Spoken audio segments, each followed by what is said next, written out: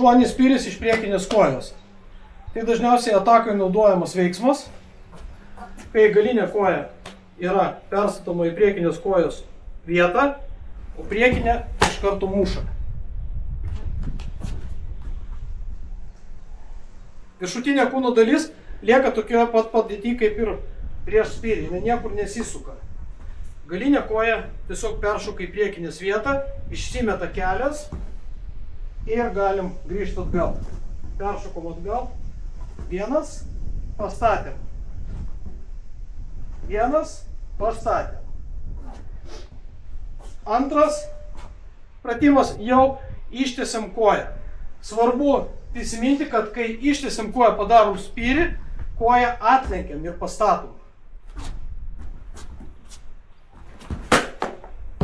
Pastatėm. Šokom atgal. Pastatėm. Ir vėliau jau galim greitėti. Spyrio metu darant galim pakoreguoti letenėlių laikytoją. Tai yra svarbu, visą laiką pasireguliuokit pagal save.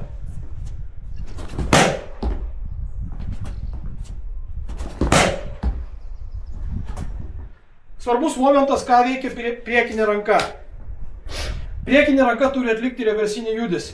Taigi, mušant, stovėsenai stovim, kai koja pradeda skristi į viršų, ranka eina į apačią.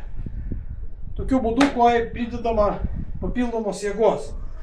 Taigi yra labai svarbus momentas, nes auklėtiniai sportuodami klube labai daug kas mėgina šitą spyrį daryti taip. Laiko rankas stovėsenai ir tokiu būdu užsiblokavę mėgina spirti.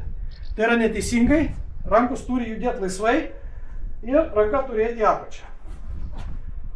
Priekinė ranka, atkreipiam dėmesį priekinę ranką.